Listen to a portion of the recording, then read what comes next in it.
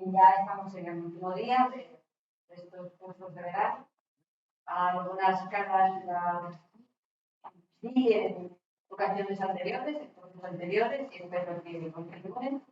Y la invitación en este caso de ver caras jóvenes, espero que sean lindos. Bueno, pues hoy en el último día tenemos un broche, bueno, fantástico. Y personalmente, pues estoy muy contenta que haya podido estar aquí. Irache García Pérez, que estos días veníamos hablando de la coordinación y la cooperación entre niveles institucionales. Y quizás Irache pues, tiene el conocimiento y la experiencia de haber pasado desde el nivel local, de ser concejala, diputada de las Cortes y diputada en el Parlamento Europeo. Conoce bien todos los niveles institucionales y es esta respuesta requerida por nosotros, que es ser representante. Pues bien, Irache ahora es diputada europeo, pero es mucho más. Fue presidenta de la Comisión de Derechos de la Mujer y Igualdad. Eso, algunos vídeos virales que habéis visto, muchos de los Parlamento Europeo, que es los derechos de las mujeres, pero ahora es la presidenta de la Alianza Progresista y Socialistas, de Socialistas y Demócratas, de todos los socialdemócratas europeos que lógicamente compartimos ideología, compartimos un parlamentario y su presidenta es nuestra querida. Es un enorme que sea presidenta del grupo parlamentario de progresistas europeos y de demócratas europeos y que haya picado hueco para estar con nosotros en un tema y en un asunto que ha salido de forma tangencial a lo largo de todas las conferencias que hemos tenido durante estos 3 días, pero que ahora ella le va a dar una forma singular y específica a las políticas europeas. Hemos visto en la gestión de esta crisis generada por la COVID-19, Europa ha tenido un enfoque bien diferente a crisis anteriores, singularmente en el caso de la crisis financiera, y ha puesto en marcha mecanismos para compartir los países los efectos sanitarios, económicos y sociales de la crisis de la COVID y ha hecho un esfuerzo de búsqueda de financiación para afrontar estos desafíos al margen de la compra de vacunas, por ejemplo, o estímulos para la investigación, para encontrar rápidamente las vacunas para defendernos colectivamente de la pandemia. Pero fue más allá y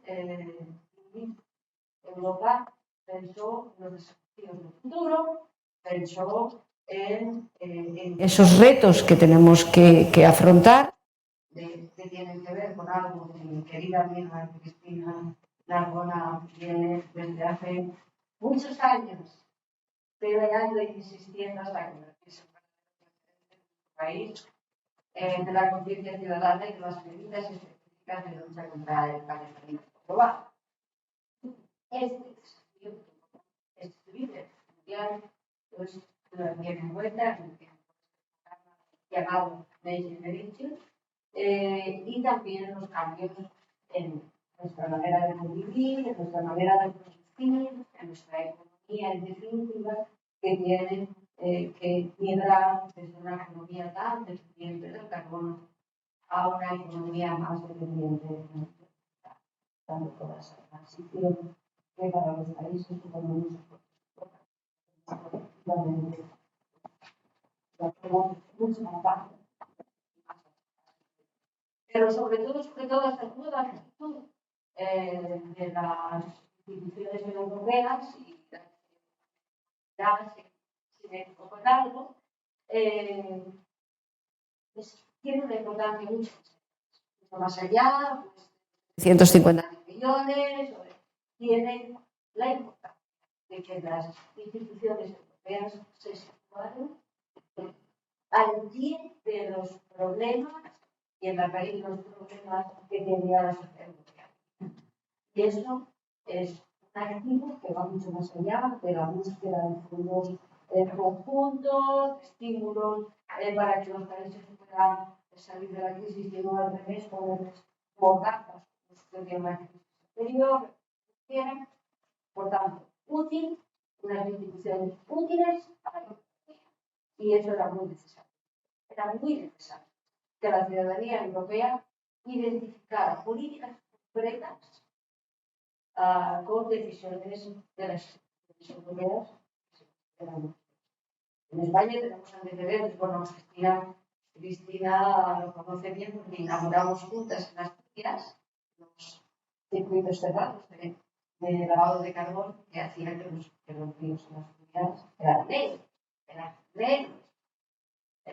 Yo viví de niña ríos negros, pues gracias a fondos europeos que sanearon esos ríos y tuvimos el honor de inaugurarlos Cristina y yo y los ríos a tener nutrias, que es la pirámide trófica de la biodiversidad. Un poco tiempo. En estos sitios concretos donde hubo proyectos europeos sí se veía directamente, pero en general pues es muy difícil que se perciba que la Unión Europea pues, da estos pasos y es tan útil a la vida cotidiana de la es una manera y ya me cambio porque pues digo, a ver, hablar de esto, pero sí me apetecía poner en valor todo esto y agradecer enormemente a Irache que siempre está ahí, a pesar de sus altísimas responsabilidades en la propia del partido y sus responsabilidades. Ya os prometo que nos que tenemos que observar y que se desbloquee a esto. Muchas gracias, Luisa, y gracias a la... Podría seguir hablando y todos estaríamos con la atención que tenemos prestado, encantados de escucharte, porque va siempre a aprender de compañeras como tú, como Cristina, y estoy encantada de estar aquí. He intentado siempre invitar y venir, además, que fallé, no recuerdo muy bien por qué, pero algo pasó.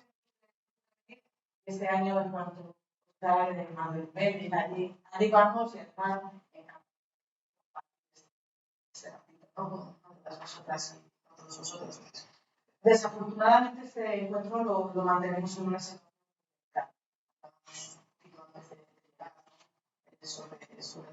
sobre la situación de guerra en nuestras fronteras, aunque yo diría que la situación de guerra podría ser uno de nuestras fronteras. Darnos tiempo de charlar y de debatir, veremos cómo posiblemente la percepción es otra. Ucrania tiene sus tentáculos mucho más allá. Podemos entenderlo, podemos con nuestros socios internacionales, desde las instituciones europeas, seguimos planteando nuestro apoyo a Ucrania, un apoyo político, un apoyo financiero, porque tenemos somos conscientes de que el conflicto, de que la guerra Ucrania es un conflicto especialmente refugiado, es un conflicto también, es una guerra contra los valores que tenemos. La Unión Europea, por supuesto, la superdemocracia, es una guerra contra una es una guerra contra los padres, es una guerra contra un modo de vida, y por lo tanto, en ese sentido, es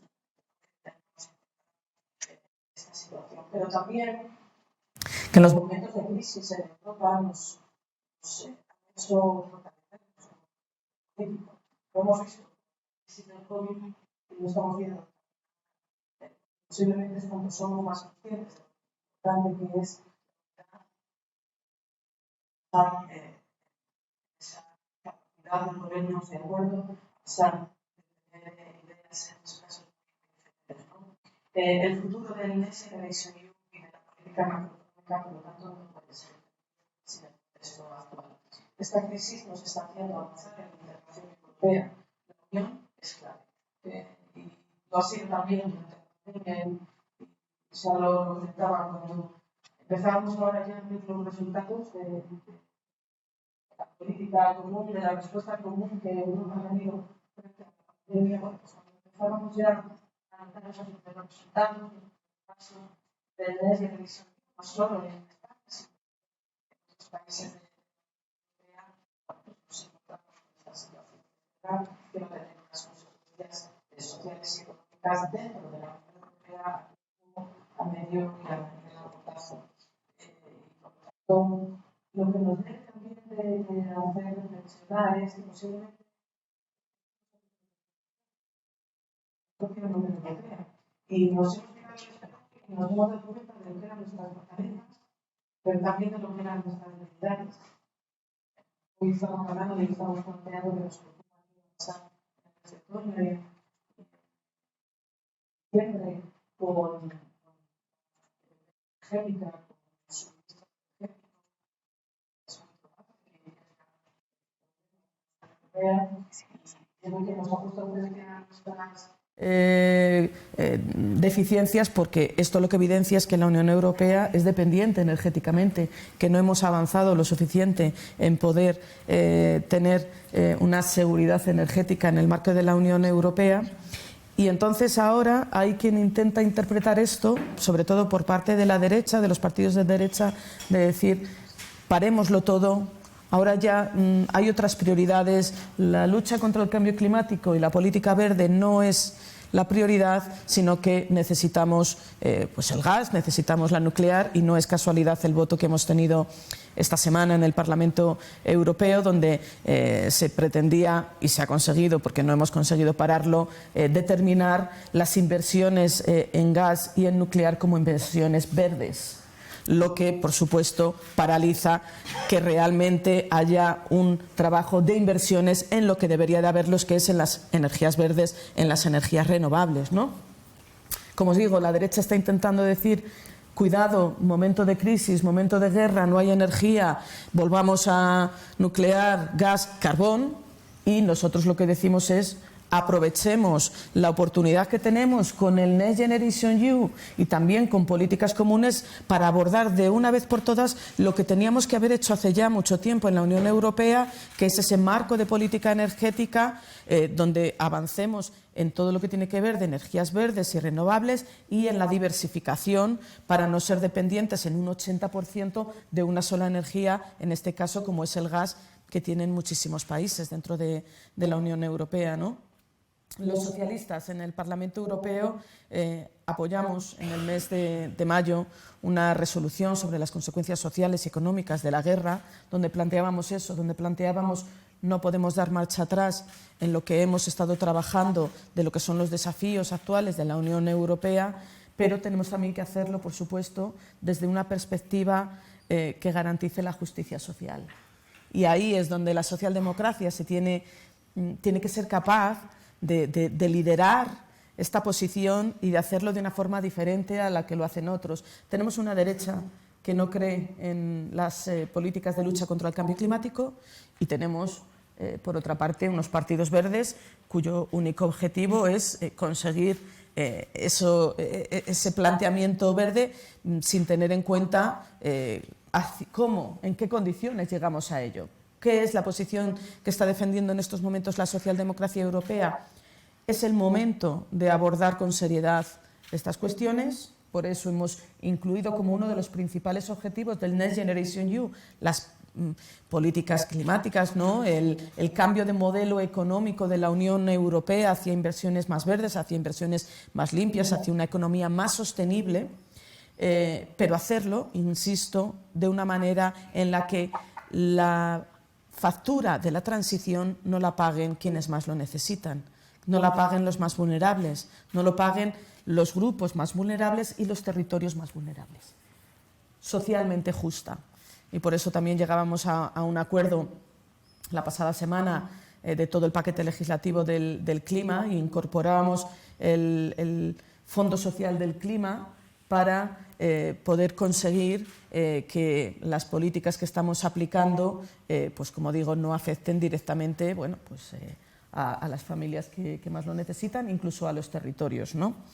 Y por lo tanto, como venía diciendo, la unidad de la socialdemocracia, que ha contribuido mucho a la unidad en Europa, ha sido clave en estos 2 últimos años, impulsando bueno, pues estrategias comunes. Hablaba Luisa, y lo conoce bien, la estrategia europea de vacunación y lo que fue la respuesta a la crisis del COVID, también con esa posición común, con la defensa de un cambio de paradigma totalmente distinto a lo que había sido la gestión de la última crisis económica. Qué suerte hemos tenido en que esta crisis haya podido ser gestionada en gran parte por la socialdemocracia. Qué diferente hubiera sido esta crisis con gobiernos de derechas que hubieran también participado en la toma de decisiones en la Unión Europea. Fijaros, pasamos de una crisis económica cuyo paradigma era la austeridad, parar las inversiones, aunque eso significara dejar en la cuneta a millones y millones de europeos y europeas, a una respuesta totalmente distinta en estos momentos, donde aprobamos el Next Generation EU, pero no solo, también hemos hablado del SURE, ¿no? Del seguro de desempleo europeo, un inicio de seguro de desempleo europeo, donde también pusimos en marcha todos los ERTEs gracias al apoyo de las instituciones europeas y, en definitiva, un cambio total donde hemos decidido que en este caso la respuesta tenía que ser mucho más apoyando las inversiones, el crecimiento y la inversión pública. Porque si llegamos a esta crisis del COVID tan débiles en nuestras estructuras, es porque esa gestión de la crisis económica anterior, de la austeridad, supuso un adelgazamiento absoluto de la administración pública, de los servicios públicos, de la educación, de la sanidad, y hemos llegado exhaustos pues, a una crisis del COVID donde nos ha pillado, evidentemente, en una situación muy complicada. Y bueno, pues al final de las crisis también se aprende y hemos tenido que aprender y hemos puesto en marcha, como digo, estas medidas que eran necesarias, porque también Luisa lo comentaba, para que el proyecto europeo sobreviva necesitamos que la ciudadanía tenga confianza en nosotros como proyecto político en Europa. Y la crisis del 2011 provocó un divorcio entre la ciudadanía europea y las instituciones muy evidente. Y eso de lo único que sirve es de caldo de cultivo para los populismos y para la extrema derecha que hoy estamos sufriendo en Europa. Por eso es tan importante que seamos capaces de explicar el por qué tomamos las decisiones y hemos conseguido, pues con mucho esfuerzo, tener esa respuesta con una mirada socialdemócrata muy evidente, ¿no? El papel que jugó el Partido Socialista, el Gobierno de España en la gestión de esta crisis y en la respuesta del Next Generation EU fue fundamental, liderando en el ámbito del Consejo la posición que finalmente salió adelante. Y lo hizo un gobierno socialista. Pero también lo hicimos los socialistas en el Parlamento Europeo. Y también hemos conseguido aglutinar como familia política esta respuesta, ¿no? Porque sabíamos que nos estábamos jugando no solo la salida más inmediata de la crisis de la pandemia, sino también nos estábamos jugando el que Europa sobreviviera a este momento. Lo hicimos con el COVID y lo tenemos que hacer, como digo ahora, con la guerra de Ucrania. Comentaba que hay quienes están planteando ahora que hay que cambiar las prioridades. Nosotros decimos que es todo lo contrario, que son más necesarias que nunca y por eso necesitamos este plan de recuperación en los territorios para posibilitar la transformación de nuestro modelo económico en Europa hacia un modelo mucho más sostenible medioambientalmente, y también socialmente, ¿no? Sabéis que los grandes hitos del Next Generation EU es la transformación y la lucha contra el cambio climático y la digitalización, y el Gobierno de España pues está trabajando de una forma muy clara, muy seria, muy responsable. No es casualidad. No es casualidad que España fuera el primer país que recibió la primera parte, el primer adelanto, ¿no? del Next Generation EU. No es casualidad que estemos ya a punto de recibir la tercera parte del pago cuando todavía hay quienes ni siquiera han recibido la primera. No es casualidad. Esto es fruto del trabajo, es fruto del trabajo de un gobierno que ha sabido entender perfectamente en qué línea iban, ¿no? Pero como digo, ahora estamos en un momento posiblemente que nos debe de hacer a todos entender que vamos a tener que responder a estos retos y a estos desafíos, pero en una realidad muy, muy distinta. La invasión de Ucrania está disparando los precios mundiales y amenaza la seguridad alimentaria en muchos países. Y por eso es el momento de evaluar el impacto de la guerra en las políticas y ajustarlas para asegurar que se mantenga la producción, pero también para que la ciudadanía pueda conservar sus ingresos, ¿no? Y por lo tanto los socialistas hemos planteado en esta resolución a la que me refería el que después del verano abordemos una cumbre social donde los líderes de los gobiernos puedan sentarse en una mesa a compartir y a ver de qué manera respondemos. Hoy he leído que nuestra propia vicepresidenta Rivera decía que se está empezando ya a trabajar en esto porque posiblemente en unos días empiece a haber ya cortes de suministro de gas por parte de Rusia a países de la Unión Europea. España no tiene en estos momentos, en ese sentido, una amenaza directa, pero igual que pedimos solidaridad en el momento en el que había una crisis del COVID, donde España era uno de los países más afectados directamente, pues hoy tenemos que asumir esa solidaridad porque posiblemente también tengamos que ayudar a los países que van a sufrir estos cortes de suministro para posibilitar pues, que no pare toda la actividad económica, ¿no? Porque bueno, pues tenemos países que son motores dentro de Europa y nadie quiere ver o imaginar a un país, por ejemplo, como Alemania, con toda su actividad industrial paralizada por esta situación.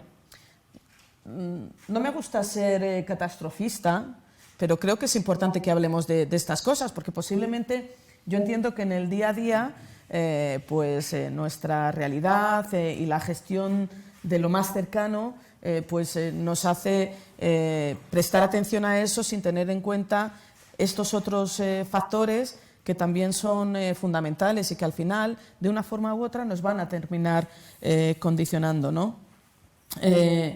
Pero también creo que lo que debemos de ser conscientes es que con la misma firmeza que asumimos la gestión de la crisis del COVID, tendremos que asumir ahora esta otra bajo el principio de la solidaridad. Y bueno, con respecto al tema del plan de recuperación, yo imagino que todos estos días habéis estado hablando de las cuestiones más de contenido concreto, de las cuantías económicas, y a mí me apetecía más hacer quizá esta radiografía más general, donde nos demos cuenta que al final todo está interrelacionado, que todo afecta de una manera o de otra, pero para terminar mi primera intervención y poder charlar con todos vosotros estas dos cuestiones que creo que son importantes, ¿no? Por un lado, hemos sido capaces como socialdemocracia y como país de sentar las bases hacia un modelo de transformación en el ámbito de la política de lucha contra el cambio climático, la digitalización y la resiliencia de nuestros sistemas públicos muy fuerte. Y eso también tenemos que ser capaces luego de trasladarlo, ¿no? a la opinión pública. Yo sé que aquí es complicado, que hay a quien le interesa mucho más estar en la crispación continua, porque mientras se crispa y se habla de las cosas que no interesan a la gente, pues no se habla de lo verdaderamente importante, que es todo lo que se está haciendo, todo lo que este gobierno está haciendo por cambiar la vida de las personas. pero luego también que seamos conscientes de que necesitamos ser responsables, que necesitamos pues, estar preparados, pero que de todas las crisis hemos salido. De todas las crisis hemos salido los socialistas y de todas las crisis ha salido la Unión Europea. Y además, normalmente lo hemos hecho más fuertes. Lo hemos hecho con una mayor capacidad de respuesta, ¿no? Y ahora pues lo que tenemos que hacer es mostrar coraje, mostrar determinación, saber que hay cuestiones difíciles, pero también que tenemos una gran oportunidad con este instrumento, con el Next Generation EU, de cambiar y de cambiar nuestro país. Y ya lo estamos haciendo y yo creo que poco a poco se van a ir viendo los resultados de todas estas apuestas, de todos estos programas. Tenemos un programa de país en la cabeza. Eso hacía muchos años que España no lo tenía. Y hoy lo tenemos. Hoy sabemos qué España queremos a corto, a medio y a largo plazo. Necesitamos para llevar a cabo ese proyecto una Europa que esté fuerte y necesitamos también para llevar ese proyecto una organización como es la nuestra, pues dispuesta a echar el resto y a tirar para adelante. Así que yo lo que os traslado es mucho ánimo, estamos preparados, estamos con ganas, estamos también necesitados un poquito de unas vacaciones. Luisa, me voy a tu tierra, sabes que cuando necesito desconectar, pues Asturias lo tengo ahí muy a mano y bueno, todos y todas necesitamos unos días de relajo, pero volver en septiembre con las pilas recargadas, que hay mucho trabajo por hacer, pero estoy convencida de que lo que está por venir es todavía muchísimo mejor. Así que ahora dispuesta a charlar un poquito con vosotros y con vosotras, que preguntéis, no hace falta tampoco que sean preguntas, que charlemos, ¿no? Que para eso estamos aquí, para escucharnos unos a los otros.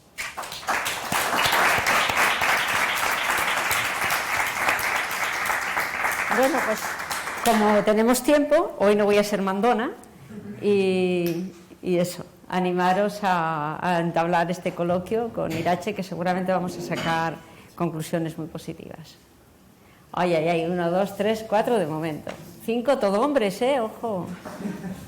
Sí. Ya se han animado también. Venga, empezamos. Si hay un estudio para trasladar una verdadera información a la ciudadanía con respecto a la televisión, una televisión de calidad que traslade documentales, todo tipo de canales, hasta políticos, como tenemos en Europa, prestigiosamente, pues aquí al lado, en la frontera, Francia, toda la vida ha tenido una televisión, sé positivamente, porque fui a trabajar en aquellos años cuando los españoles se trasladaban y era una televisión que daba gusto para la ciudadanía, esa cultura, porque de verdad que creo que ese es uno de los grandes retos, en cambiar esa televisión del capital que es la caja tonta, no estropea mentalmente. Si hay en estudio, en la ley, una nueva ley. Si contestas o no, pues venga, seguimos. Sí. Ha estado hablando Irache de que se aprenden unos tráficos sobre las políticas de energías renovables y que metían dentro la energía nuclear y la energía que realmente no son renovables. Entonces a mí hay una cosa que me fastidia mucho de la gente que dice, no, los políticos hablan mucho pero no hacen nada.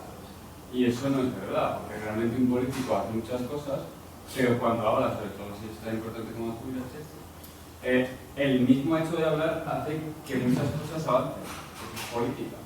Entonces hay una cosa que dice las palabras del aislamiento, pero realmente en política las palabras no se las aislamiento, también depende de la cultura política.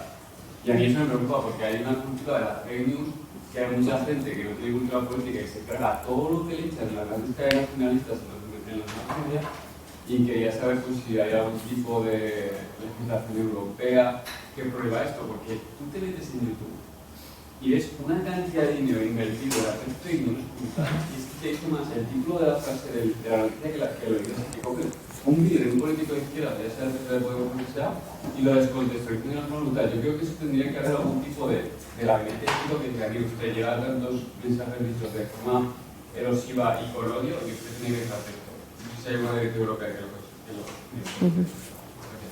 Venga, siguiente. No, aquí, el tercero. Yo me pregunto sobre en la guerra con la guerra de Ucrania y después qué. Después de cuando acabe la guerra, que acabará en algún momento, ¿qué vamos a hacer? ¿Qué va a pasar? Yo estuve hace 5 años en San Petersburgo, que es una de las zonas más ricas de Rusia, y me quedé escandalizado. Primero, un control policial tremendo, que nunca lo he visto en una frontera que te mirara. A mí me miraron hasta una peca que tenía un que me la habían quitado hace poco, me estuvieron ahí discutiendo por la peca de la foto del pasaporte. No, eso es tremendo, no lo he visto nunca. Y además lo que vi fue una desigualdad tremendísima.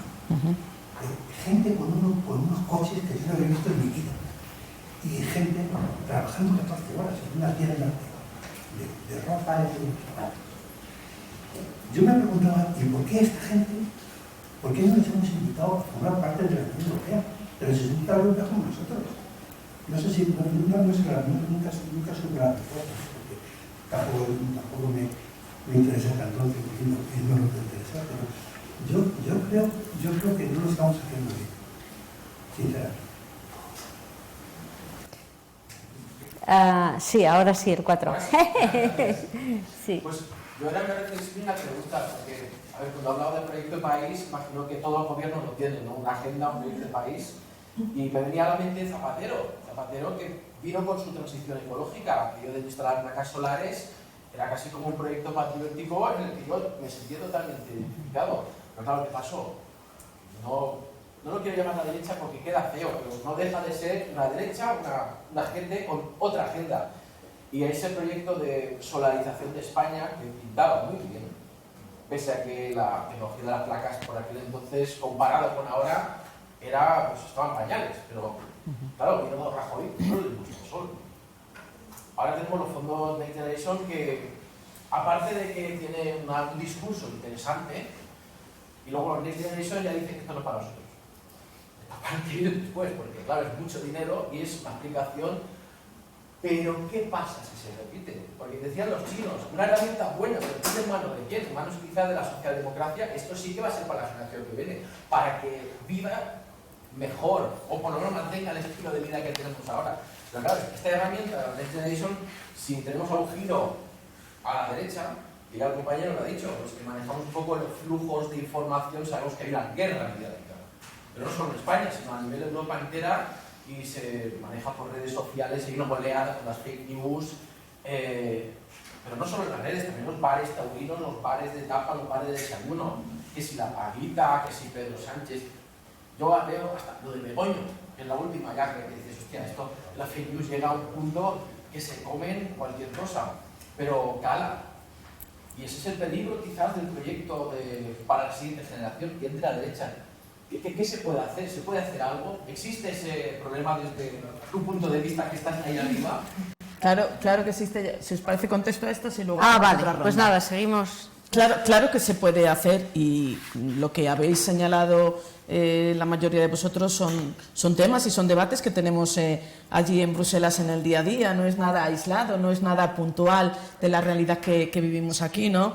Con respecto a los medios de comunicación y a las fake news, fijaros, pusimos en marcha una comisión especial para poder evaluar qué es lo que está ocurriendo con la desinformación y las claras y evidentes intenciones por parte de algunos de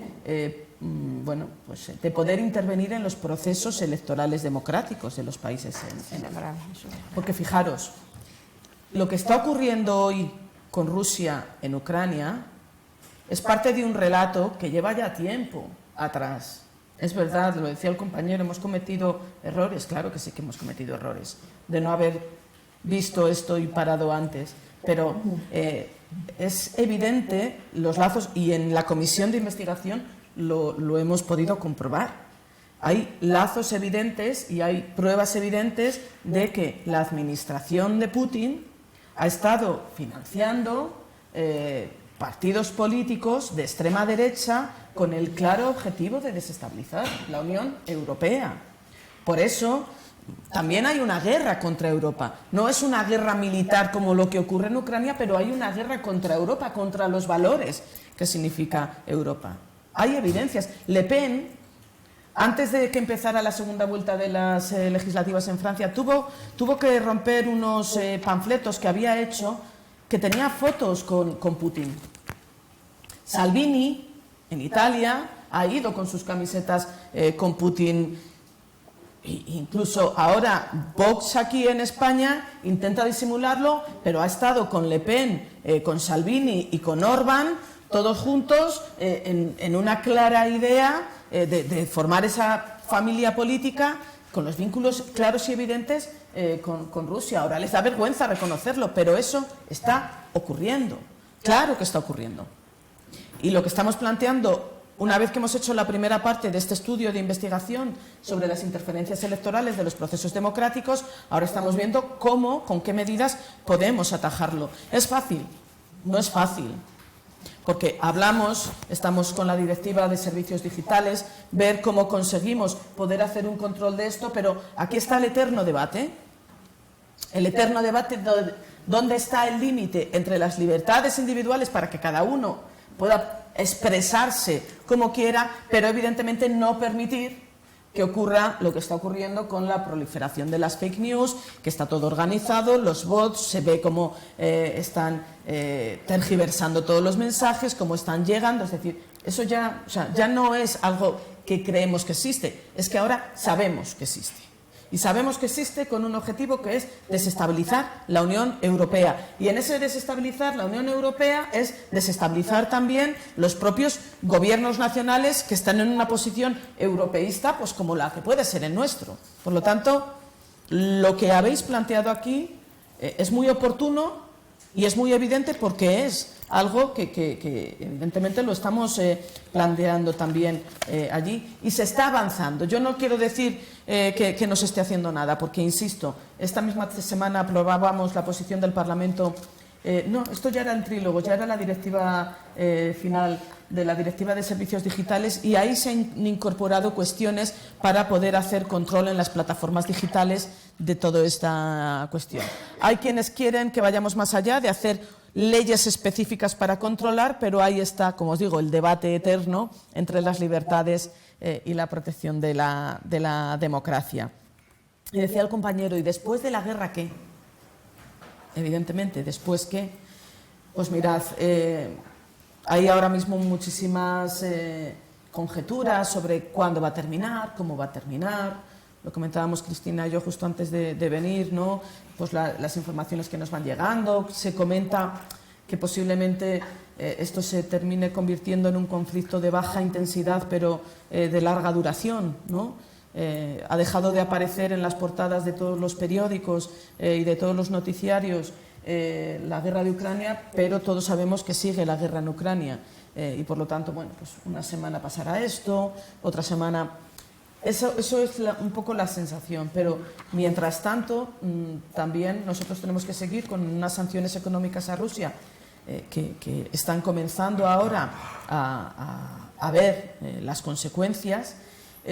Y estamos en dos ámbitos. Por un lado, el de la reconstrucción de Ucrania, porque depende mucho de quién haga esa reconstrucción, de cómo va a derivar, ¿no? Si la reconstrucción la hace Rusia, significará que ya sabemos quién ha ganado la guerra. Y por lo tanto, bueno, esta misma semana se empezaba ya a abordar la cuestión de la reconstrucción, evidentemente no para ponerse ahora a reconstruir, porque sería un poco inútil, ¿no?, ponerse a reconstruir cuando la guerra continúa, pero sí que se aborda eso. Y por otro lado, hablabas de Rusia. Y eso, fíjate, ahí en ese sentido Los socialistas también, la socialdemocracia, estamos intentando marcar una posición un poco más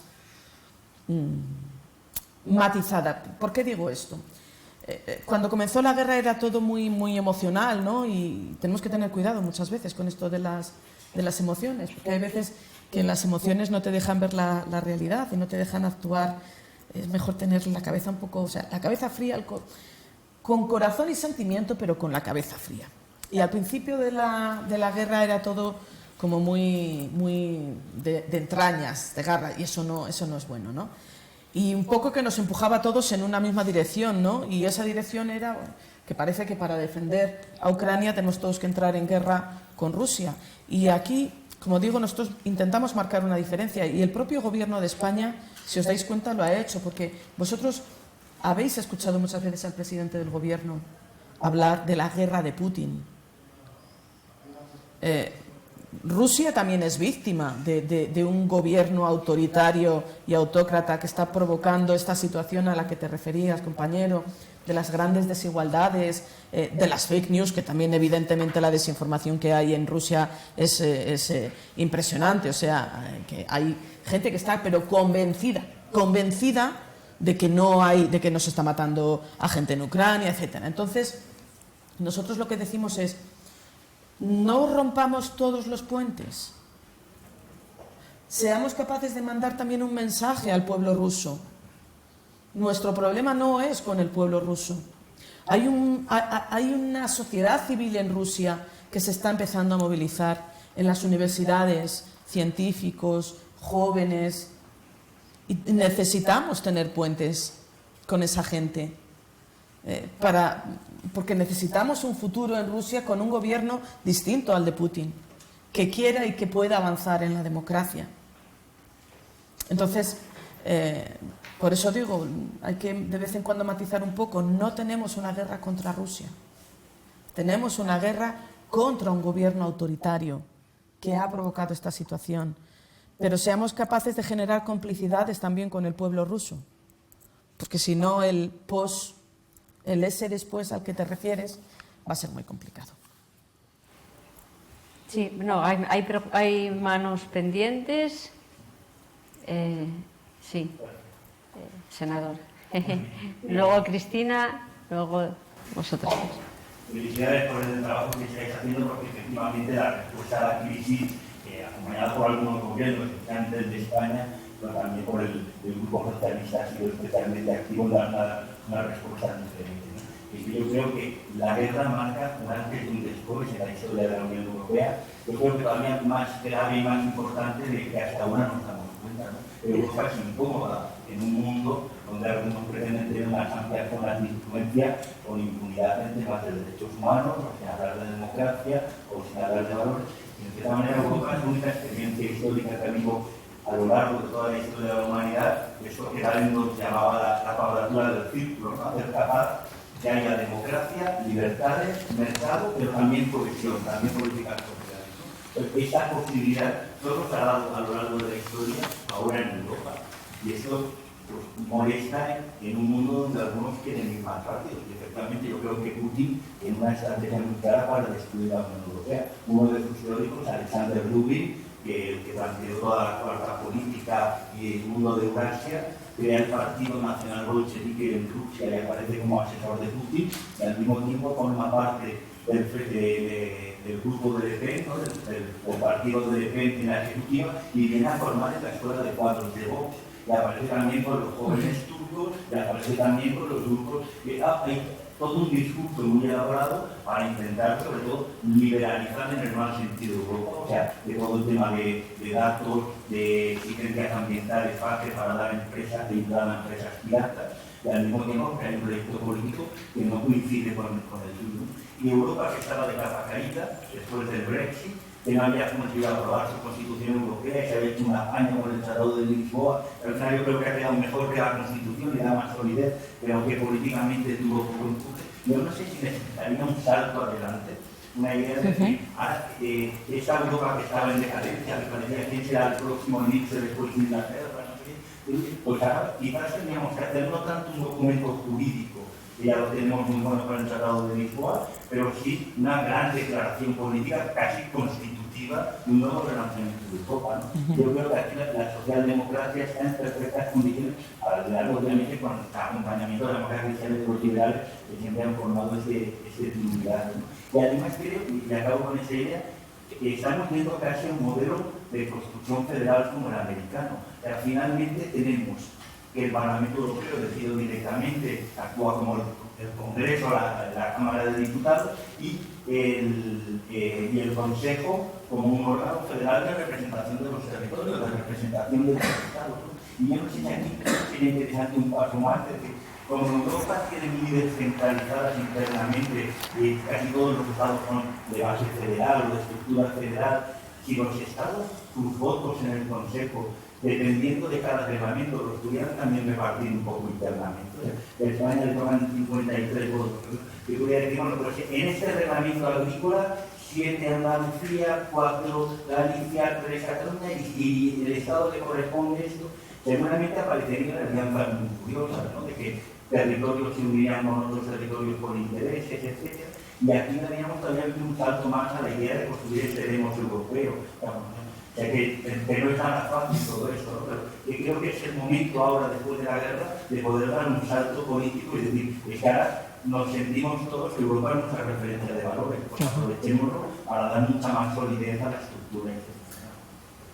Cristina.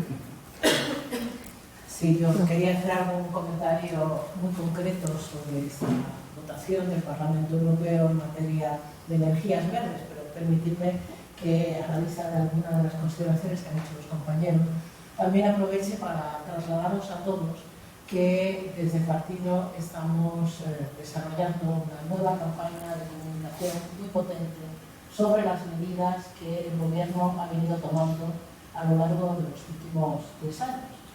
Y esa campaña está ahora mismo con contenidos en redes sociales.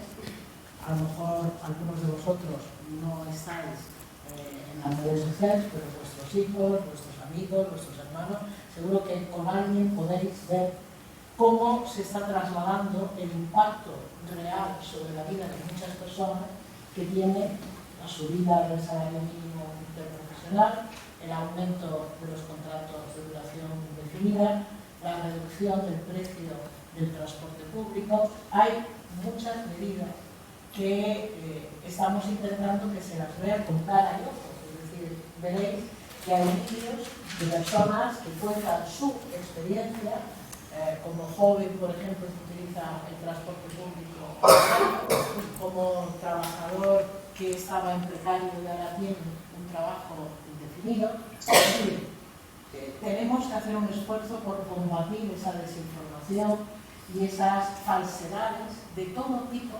Hoy lo haremos con las declaraciones de Feijóo. Feijóo está diciendo cosas que simplemente son mentiras. Dice, por ejemplo, que la inflación en España es la más alta de Europa. Hay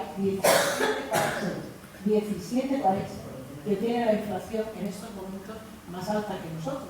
Eso significa que no nos tengamos que preocupar como gobierno y como partido de la gente que lo pasa mal, todo lo contrario.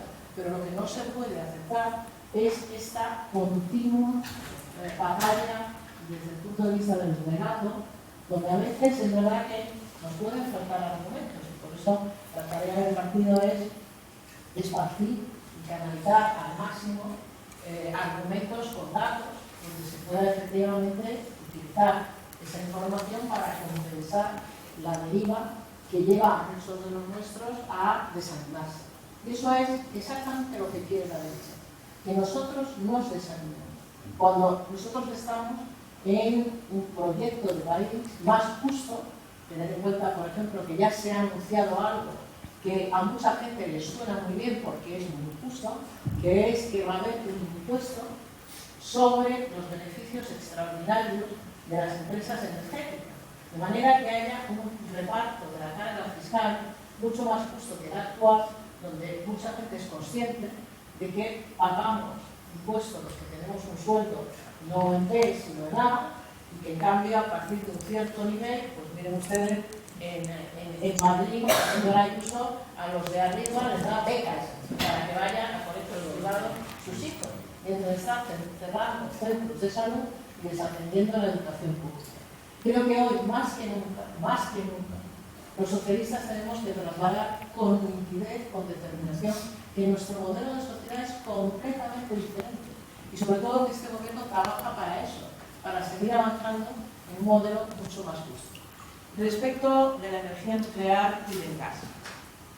Lo que ha triunfado en el Parlamento Europeo no hubiera triunfado seguramente si solo se hubiera planteado la energía nuclear.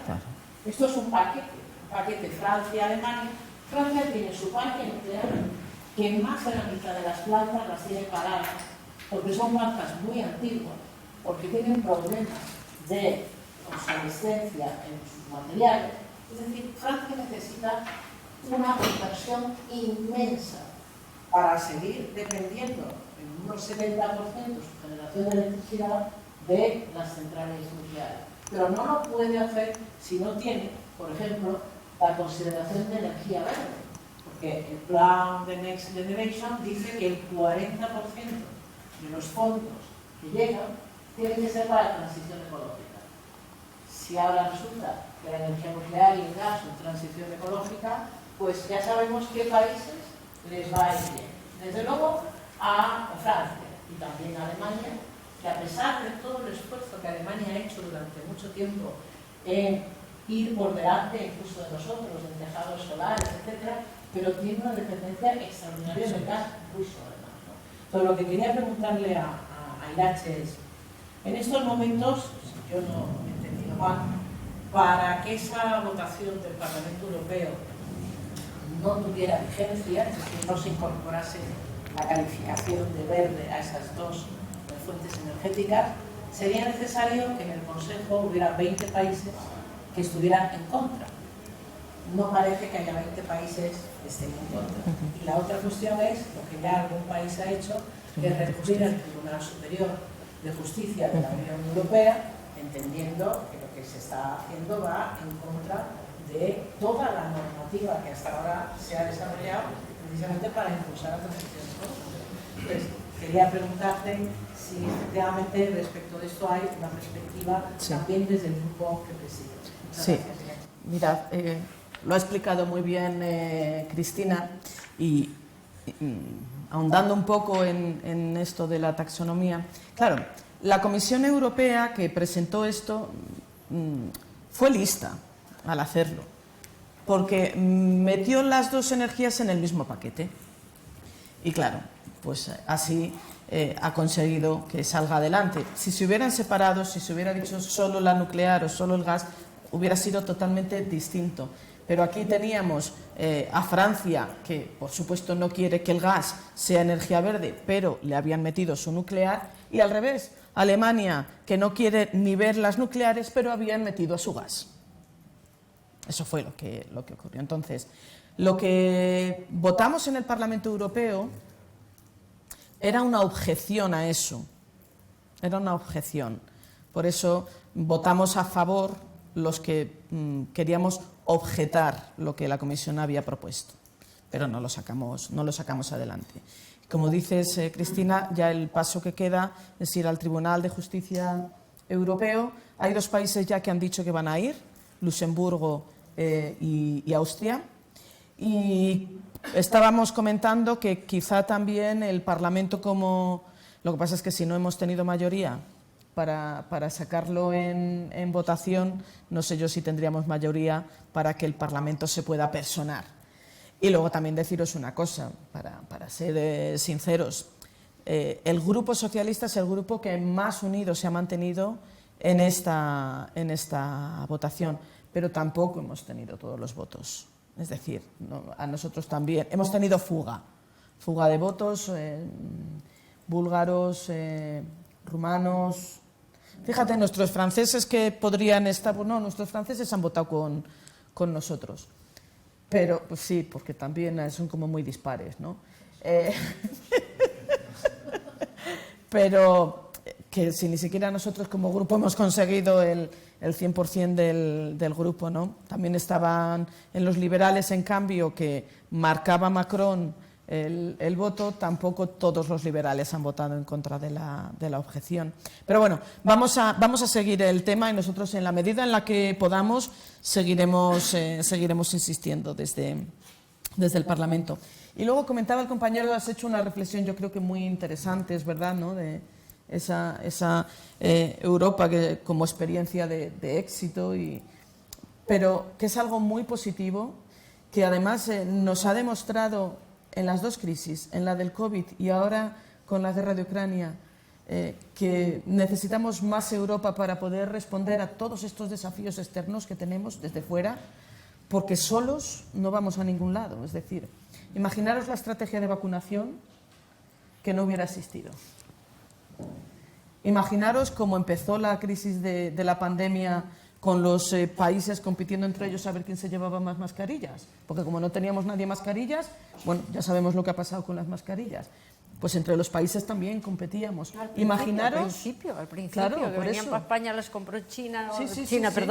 Estados Unidos a no sé qué precio, bueno, fue una... Pues eso que pasó con las mascarillas, imaginaros que hubiera pasado con la negociación de las vacunas. En cuanto a precio...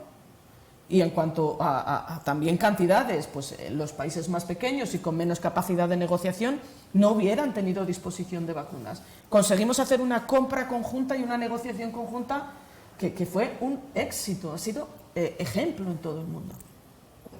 Pero eso que es positivo, también por otro lado,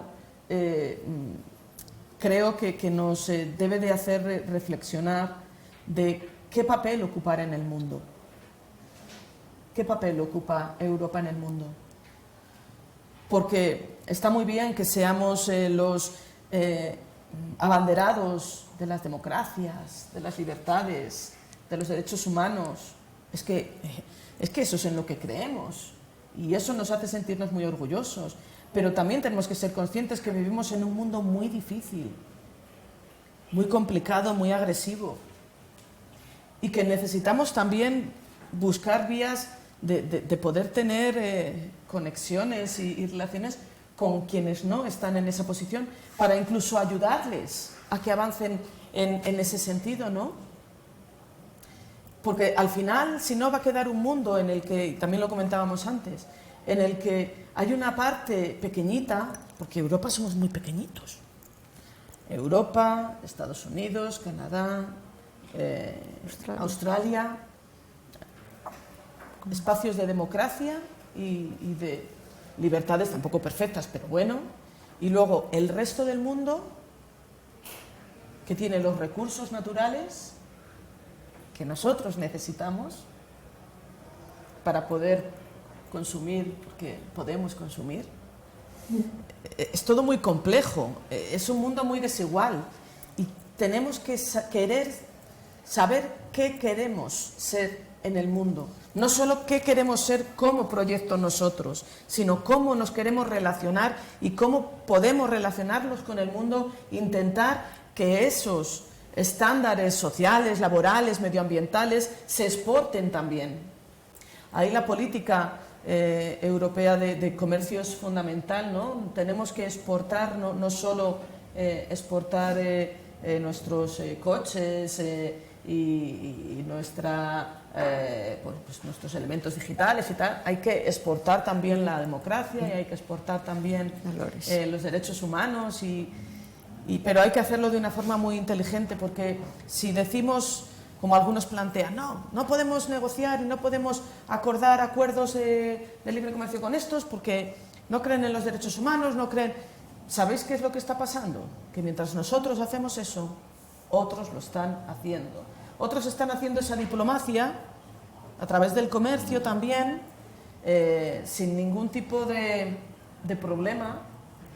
No les ponen ningún problema si no quieren pagar a sus trabajadores, si quieren permitir que haya jornadas laborales de 60 horas semanales, o si se utiliza incluso explotación infantil.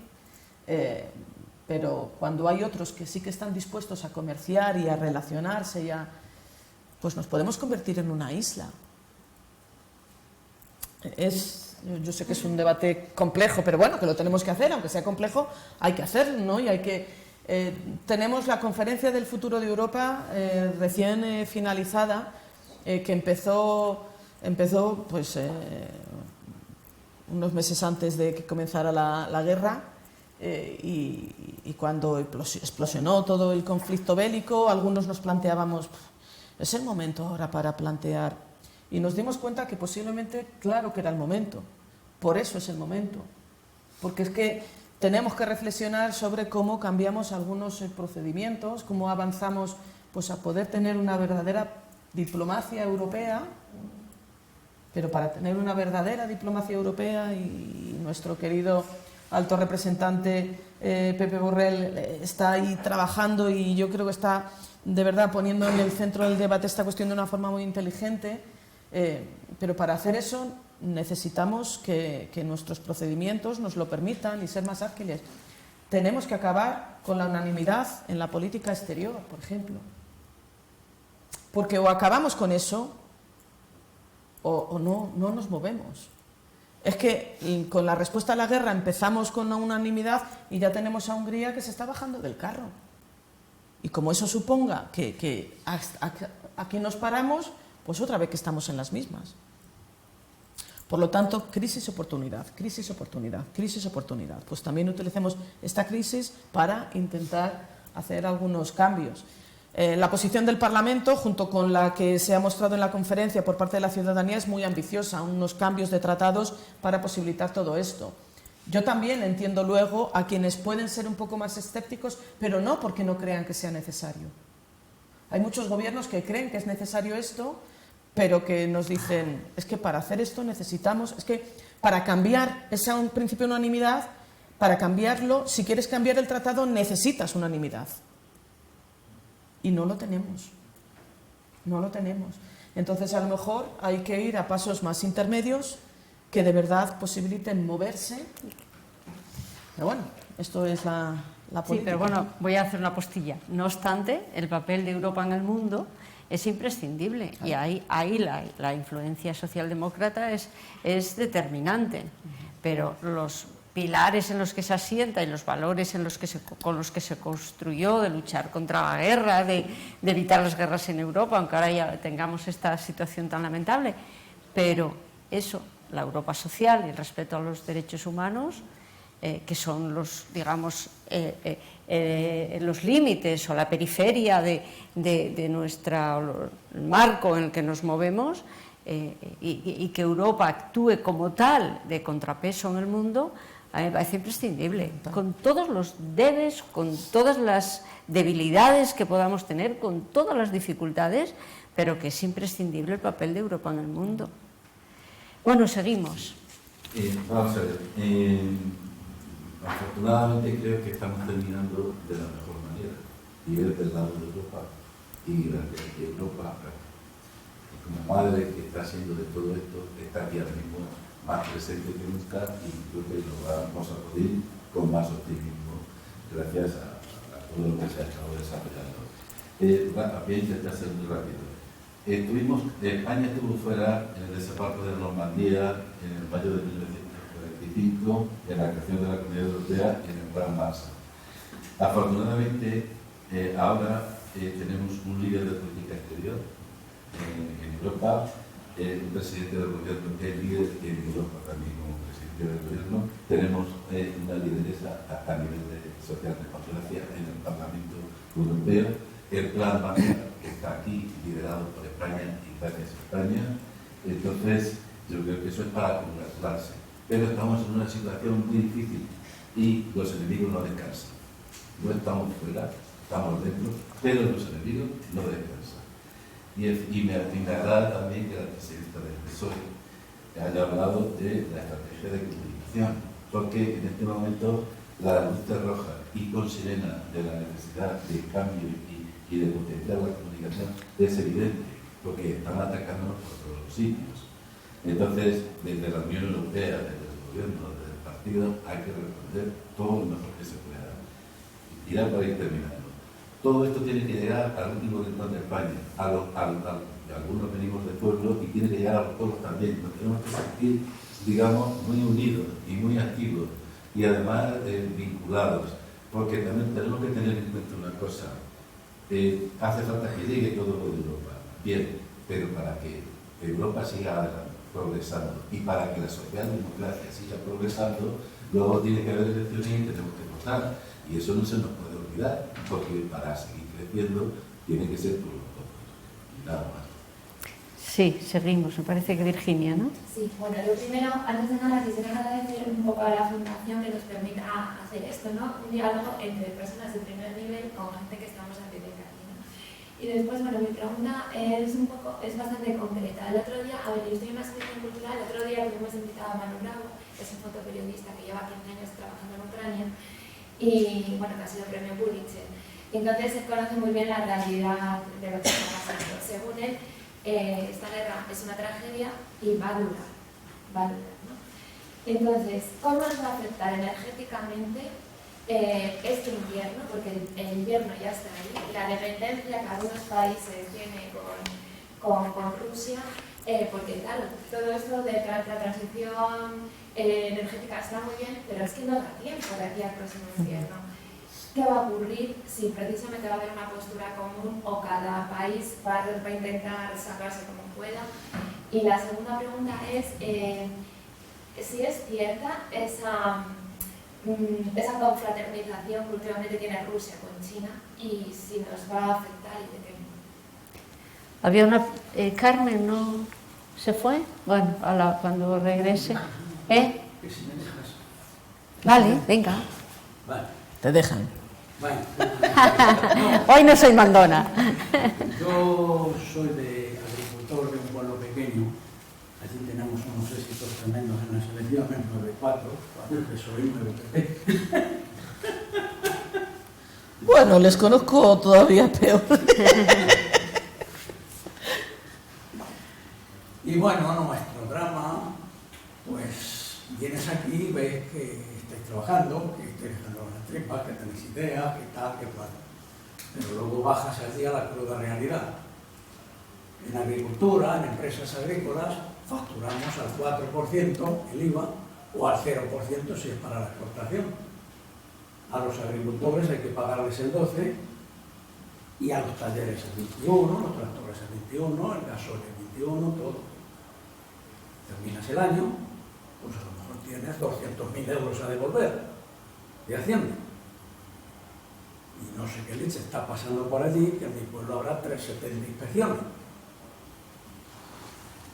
Y eso lo único es para sujetar la devolución.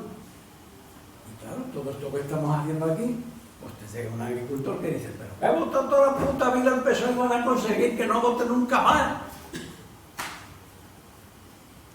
Y es que claro, si exporta menos al 0%, si vende melones al 4%, si vende cereal al 4%, toda la agricultura tiene que dar el 12%. El gasoil el 21%, la energía, bueno, ahora es el 5%, pero es ahora, 3 días, el año pasado era el 21%, un tractor el 21%. Claro, pues a final de año, con un volumen de negocio de 2-3 millones de euros, pues ya te da una cantidad de volver tremenda, que ningún agricultor ha soñado ganar 200.000 euros en un año, como muchos 60, 50, 60.000. Las ganancias de 5 o 6 años se las tienen prestadas al Estado al 0%. Y encima, para no devolvértelo, pues te quieren inspeccionar tanto, para acá, que tú estás pidiendo mucho dinero, eres un chorrito. Bueno, Dios mío, ¿qué hay que hacer aquí? Bueno, pero también se están tomando otras medidas que van en beneficio del sector, porque el sector también tendría que decir cuando todos los años le llega la ayuda directa desde la política agrícola común, cuando llegan las ayudas medioambientales. Es decir, yo comprendo que todo es muy complicado y sé el momento en el que pasa el sector, pero por ejemplo, y ahora, por ejemplo, es que es muy complicado que todo el mundo esté bien en todo momento. Tienes al sector de la ganadería muy preocupado con toda la razón por el problema del precio del cereal para poder mantener al ganado, pero claro, también tienes a los productores de cereal, que digo yo que no les estará yendo mal, ¿no? Si no sé cómo coger 4 kilos, si el problema va a llegar en marzo, que no hay de dónde traer cereal. Pero también se han modificado las medidas medioambientales de la PAC de forma extraordinaria para poder permitir que se puedan tomar algunas medidas que antes no se hacía. Por ejemplo, el tema de rotación de cultivos o de barbecho se ha cambiado para posibilitar que haya más cosechas y por lo tanto poder compensar ese problema. Es decir, que yo te entiendo lo que dices, pero también, coño, que tengamos en cuenta lo que hemos hecho, ¿no? Y que también expliquemos eso. Entonces, bueno, pues porque podemos mejorar, siempre podemos mejorar, pero que también se están haciendo cosas, que tenemos a un ministro de Agricultura que ha ido allí a Bruselas y ha dicho, oye, que algo hay que hacer y gracias a él hemos conseguido, por ejemplo, esta cuestión, ¿no? Ya el tema del barbecho y de la rotación está más flexible, pues digamos también esto lo ha hecho un gobierno socialista, ¿no? Que no solo... Que el gobierno socialista no solo hace las inspecciones de Hacienda, que de vez en cuando, oye, a todos nos tocan, pero también ha hecho esto otro, que es bueno. Y luego comentabais... Y las inspecciones de Hacienda están muy bien, en general. En general, muy bien. Pero que muy bien. La patria me ha dicho que siempre girasol, voy a sembrar girasol, porque lo ha dicho la patria, ¿vale? Y lo que dice la patria, vamos. La patria. La patria, sí. Sembré 75 hectáreas de girasol en el barbecho. Como no ha llovido, pues aquí está el ganado comiéndolo. Bueno, por lo menos tiene el ganado para comer. De lo malo, no, aquí hay que buscar el positivo siempre.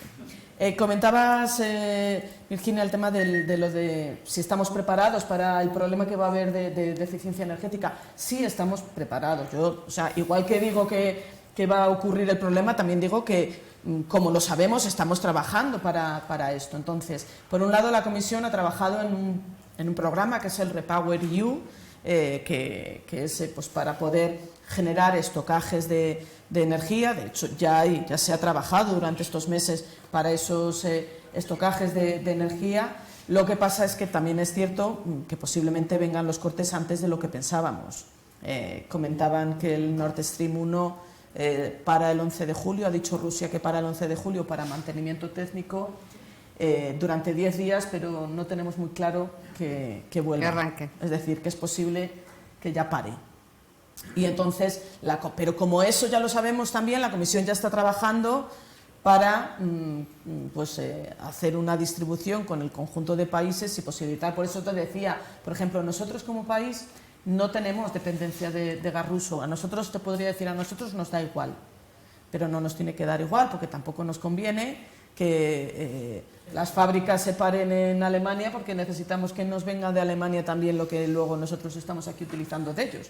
Entonces, pues a lo mejor hay que hacer algún tipo de distribución de esos estocajes de gas. Y luego el Gobierno de España ha trabajado muchísimo con la Comisión Europea también para buscar alternativas, el tema del gas líquido, claro, la diversificación, el problema de la diversificación para hacer todos los conductos con nuestros amigos franceses que como quieren que se pueda comprar su nuclear, pues no han querido hasta ahora hacer nuestras interconexiones, pues espero que ahora ya entiendan que las interconexiones son necesarias para el conjunto de la Unión Europea, pero bueno, en cualquier caso que se está trabajando en ello, que no estamos de brazos cruzados.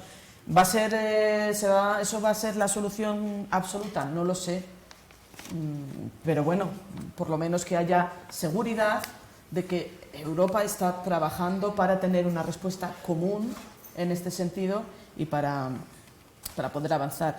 Rusia, China, India y grandes potencias territoriales y económicas que evidentemente, como decía antes, no tienen los estándares de democracia que tenemos otros y por lo tanto, bueno, pues en ese sentido, pues yo no digo que ahora mismo vaya a haber una alianza entre Rusia y China para entrar en un conflicto con Europa y Estados Unidos, pero que todo esto exige pues mucha diplomacia y por eso tenemos a nuestro querido Pepe muy muy a tope trabajando en todas estas cuestiones, como decía, para no cerrar determinados puentes que es importante que tengamos abiertos.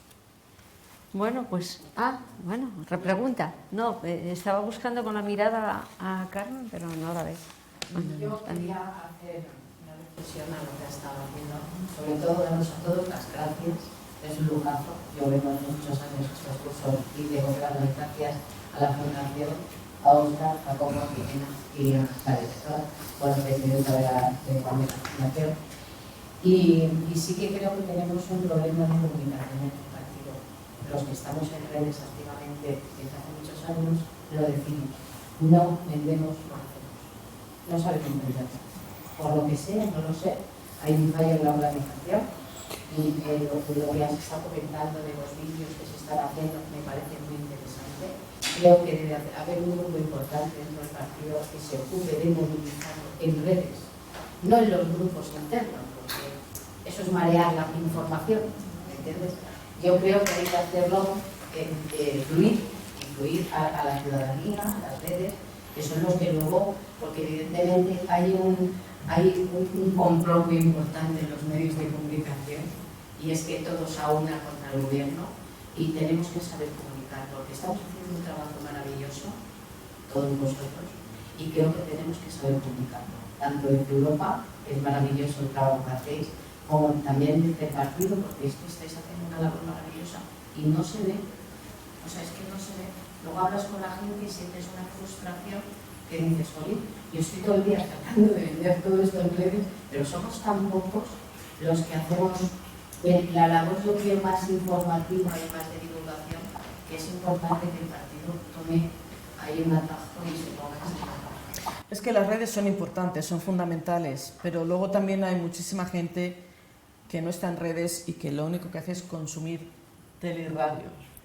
Y ahí hay que llegar a todos. Hay que estar lo tenemos complicado. Tantas horas y horas y horas de tertulias, de tíos que saben de todo y no saben de nada. Yo me ponía mal el otro día con la votación esta, o sea, digo, pero nadie va a ser capaz de explicar bien qué es lo que hemos votado.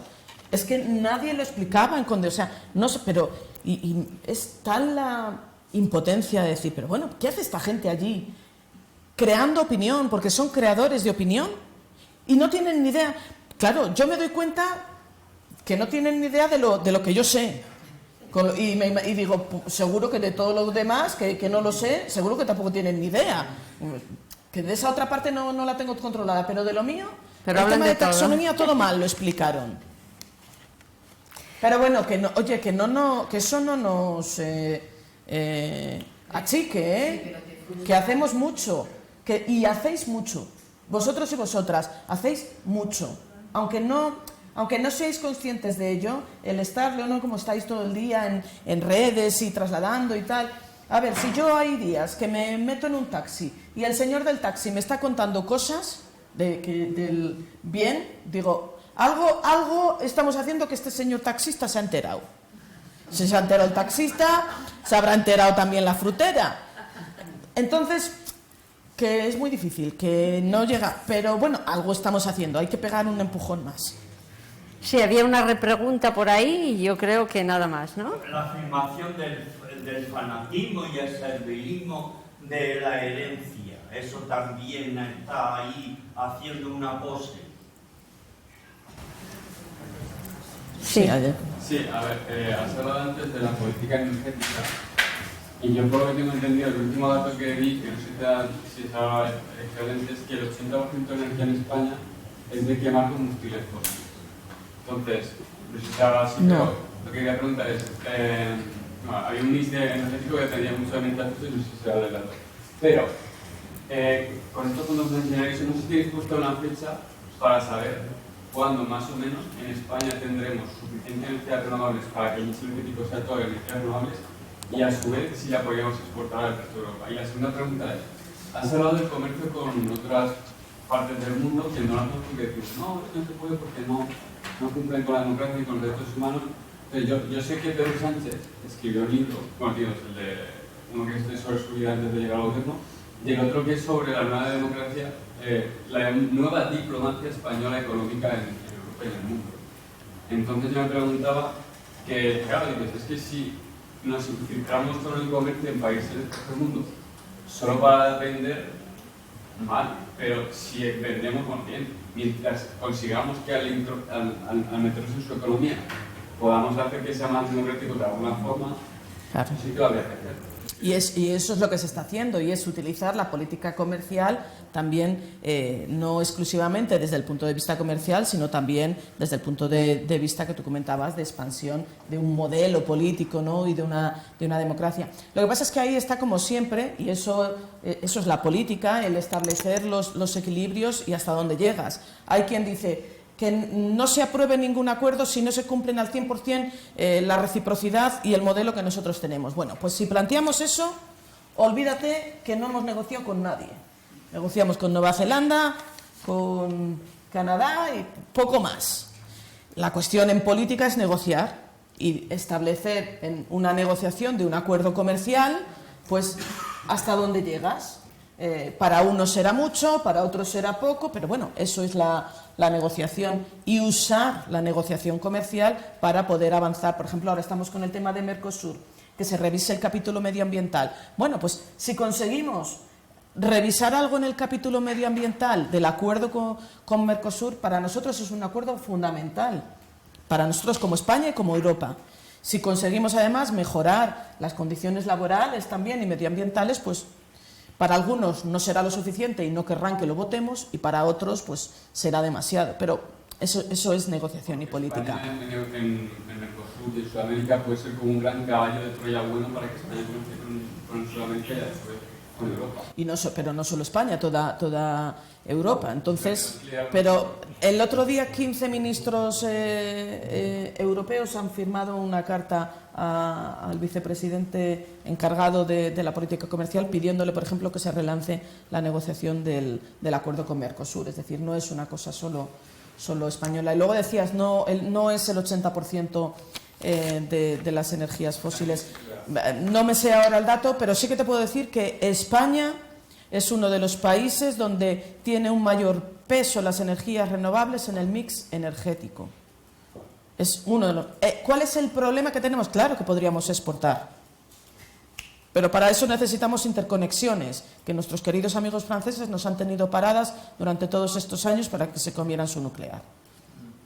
Entonces, quizá también este momento complicado de guerra puede ser otra oportunidad, y la Comisión Europea ha puesto el tema de las interconexiones como una prioridad, y también incluso que nos pueda ayudar a España a financiar esas interconexiones para toda la energía que estamos produciendo a través de renovables en España pueda ser también transportada al resto de la Unión Europea. Nos quedamos con esto, que es positivo, y así por lo menos... Bueno.